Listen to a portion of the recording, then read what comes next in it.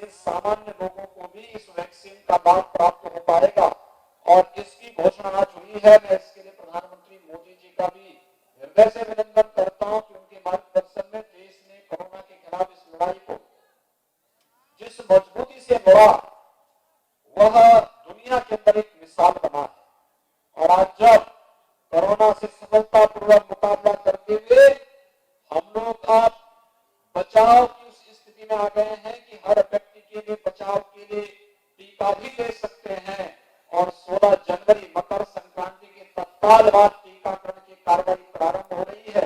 यह सबके लिए, पूरे देशवासियों के लिए प्रसन्नता का एक अवसर होना चाहिए।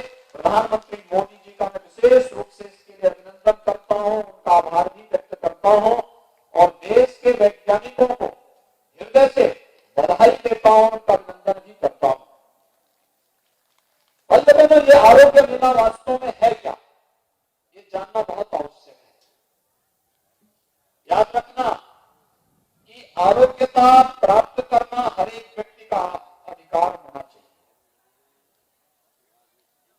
इस धरती पर बिना भेदभाव के शासन की योजनाओं का लाभ हर नागरिक को प्राप्त हो सके, ये शासन की पूरी इच्छा होती है, शासन की प्रतिबद्धता का एक हिस्सा होता है। लेकिन बहुत बार शासन की योजनाओं का प्रचार प्रसार नहीं हो पाता और प्रचार प्रसार न होने के नाते योजनाओं के बारे में लोगों को जानकारी नहीं हो पाती है। और जब लोग जानकारी नहीं रखते तो इसके बाद बहुत सारी योजनाओं से वंचित रह जाते हैं। अभी हम लोग आए मंच पर आने के तत्काल बाद मेरे उद्बोधन के पहले उद्घाटन, लोकार्पण और उद्घाटन कार्यक्रम के बाद विभिन्न प्रकार की लाभार्थी परक योजनाओं के जो लाभार्थी हैं उनको मंच पर बुला करके उन्हें उनके सर्टिफिकेट उपलब्ध कराए गए। इस सर्टिफिकेट के पीछे का उद्देश्य है, ये इसलिए नहीं कि हम लोग आए हैं और उनके साथ फोटो होगी। इसके पीछे का उद्देश्य है कि जिन लोगों को मुख्यमंत्री आवास योजना का लाभ मिल रहा है, उस योजना से वह व्यक्ति जो अभी तक छूटा हुआ है, आने वाले समय में वह भी जागरूक हो जाए और वह भी योजनाओं का लाभ प्राप्त कर सके। इस योजना से उसे भी लाभान्वित किया जा सके। आयुष्मान भारत योजना या मुख्यमंत्री आवास योजना का लाभ मिल रहा है, उस योजना से वह व्यक्ति जो अभी तक छूटा हुआ है, आने वाले समय में वह भी जागरूक हो जाए और वह भी योजनाओं का लाभ प्राप्त कर सके। इस योजना से उसे भी लाभान्वित किया जा सके। आयुष्मान भारत योजना या मुख्यमंत्री जन आरोग्य योजना का लाभ उस पात्र व्यक्ति को प्राप्त हो सके जो किन्हीं कारणों से पिछली सूची में छूट गया था, उसे भी इस योजना का लाभ प्राप्त हो सके।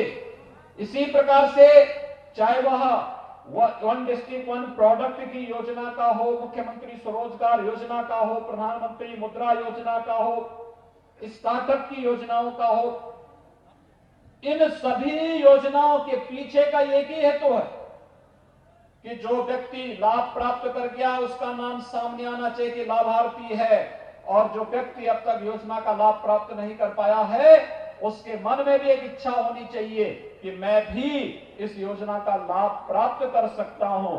और इस देश से जनप्रतिनिधि के साथ जब उसका संवाद होगा, हमारे सांसद विधायकों के साथ उसका संवाद होगा, तो इनके प्रयास से उस योजना का लाभ उस पात्र व्यक्ति को भी प्राप्त हो पाएगा। और मुख्यमंत्री आरोग्य योजना के पीछे का यही उद्देश्य है।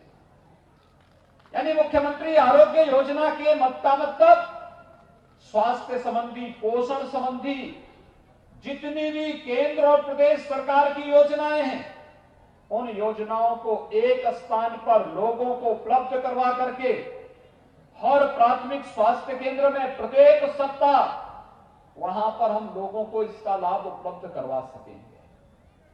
आपने देखा होगा प्राथमिक स्वास्थ्य केंद्र में आप जाएंगे, हर एक प्राथमिक स्वास्थ्य केंद्र में ऐसी ही व्यवस्था है। वहां पर डॉक्टर सामान्य बीमारियों के लिए जांच भी करेंगे, दवा भी देंगे, लेकिन साथ साथ आयुष्मान भारत के बारे में भी बताएंगे, उसका कार्ड भी उपलब्ध करवाएंगे। आयुष्मान भारत का कार्ड उपलब्ध कराने के साथ साथ किसी को ट्यूबरक्लोसिस से वो पीड़ित है, टीबी से ग्रसित है, टीबी के उपचार की व्यवस्था भी वहां उसके लिए करेंगे। अगर किसी को अन्य कोई गंभीर बीमारी हो गई है, उसकी व्यवस्था भी वहां, उसके उपचार की व्यवस्था भी वहां पर करनी है।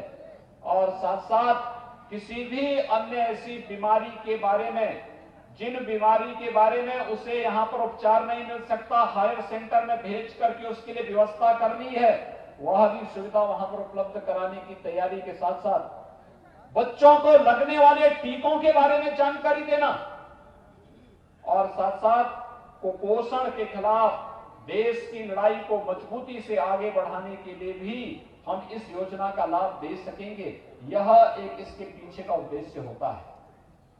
और इसी बीच से जब हम लोगों ने पिछले वर्ष 2 फरवरी से मुख्यमंत्री आरोग्य योजना का शुभारंभ प्रदेश के अंदर किया था, पहले दिन 1 लाख लोग आए, दूसरे मेले में ये संख्या थोड़ी और बढ़ी और जब 15 मार्च को अंतिम हम लोग इस मेले को आगे बढ़ा रहे थे, उस समय तक हर मेले में 6 लाख 7 लाख तक लाभार्थी पूरे प्रदेश के अंदर आते हुए दिखाई दिए थे। इतनी बड़ी संख्या में लाभार्थियों का आना मेले की सफलता के बारे में स्पष्ट संकेत कर रहा था। लेकिन उसी समय कोरोना के कारण इन मेलों को हमें स्थगित करना पड़ा था।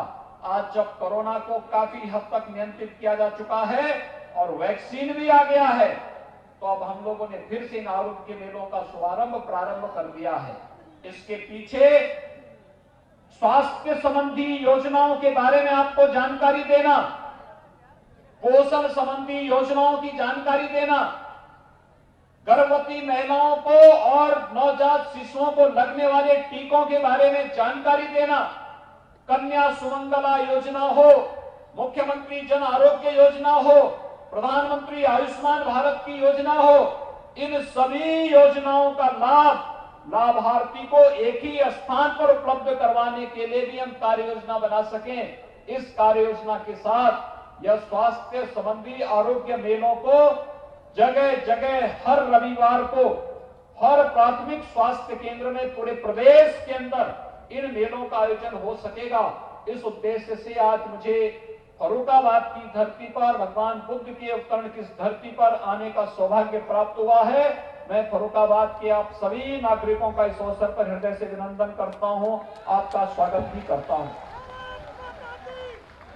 भाइयों बहनों, प्रदेश के अंदर पिछले 3.5 वर्षों के अंदर आपने बदलाव देखा होगा। योजनाओं का लाभ गरीब को मिल रहा है। पिछले 6 वर्षों के दौरान देश के अंदर एक नया परिवर्तन देखने को मिला है। पहले एक परिपाटी बन गई थी।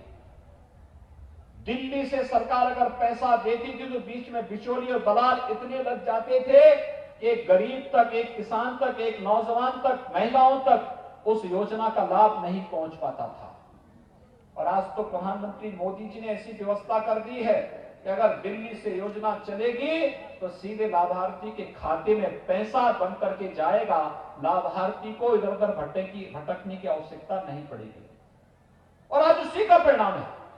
प्रधानमंत्री आवास योजना में उत्तर प्रदेश के अंदर हम 35 लाख लाभार्थियों को एक आवास उपलब्ध कराने में सफल हुए हैं।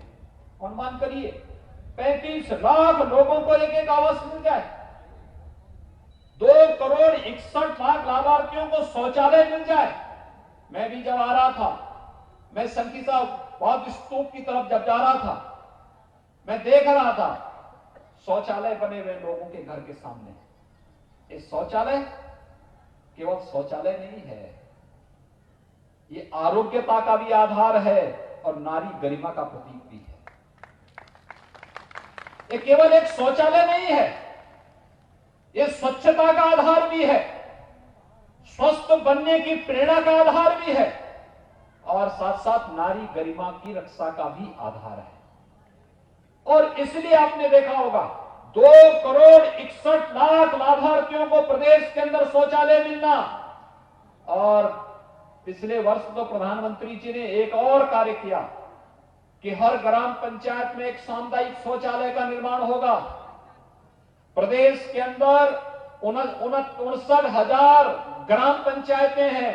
हर ग्राम पंचायत में एक एक सामुदायिक शौचालय का निर्माण कार्य किया जा रहा है और गांव की ही किसी महिला को उसके रखरखाव के साथ जोड़ा जा रहा है। उस महिला को 6,000 रुपए महीने का मानदेय देकर के उसके रखरखाव की जिम्मेदारी दी जा रही है।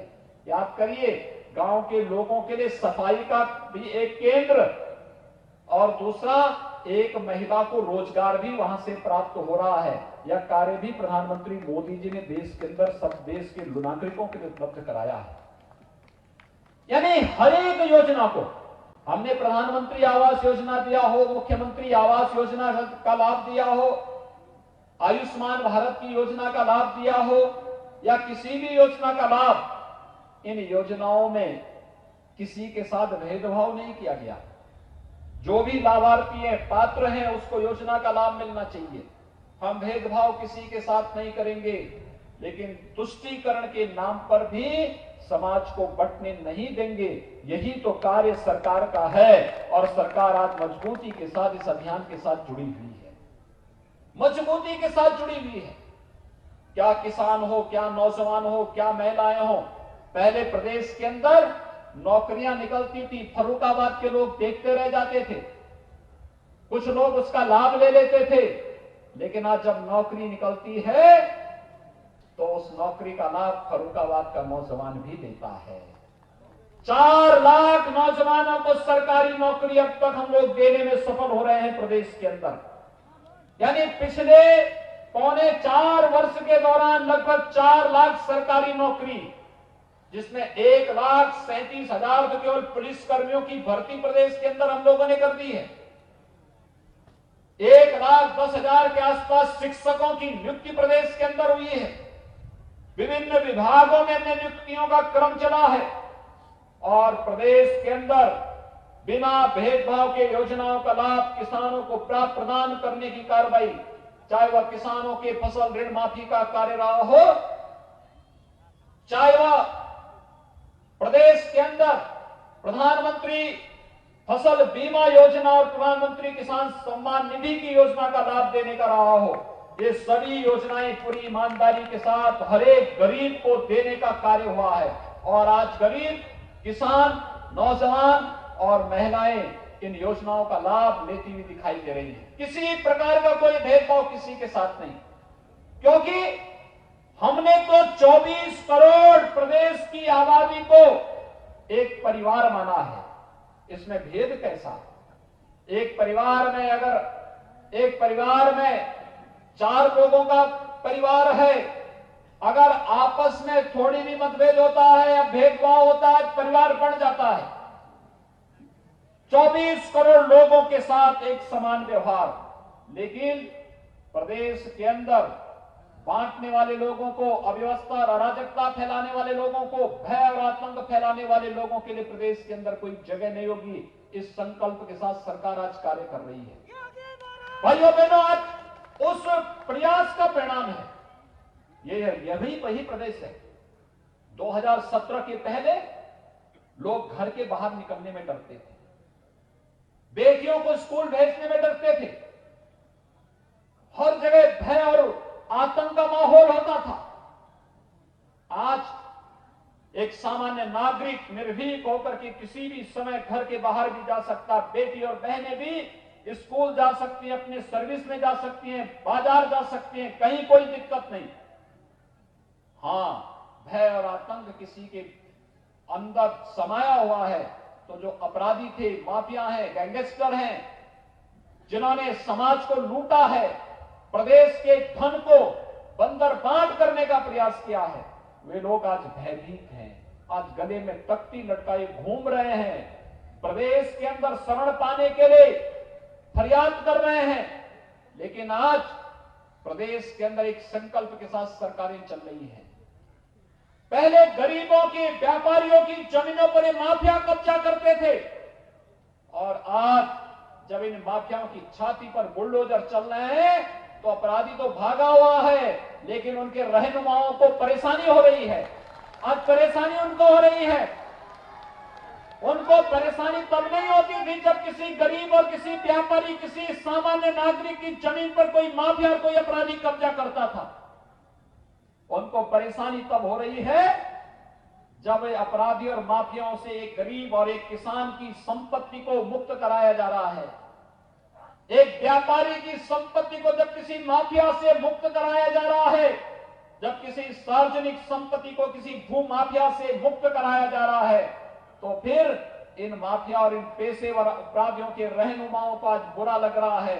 आज इनमें एक छटपटाहट है, और छटपटाहट इस बात की कि इनके जो गुर्गे हैं, वे गुर्गे या तो आज। बुलेटिन में एक छोटे से ब्रेक के लिए रुक रहे हैं, फौरन हाजिर होंगे।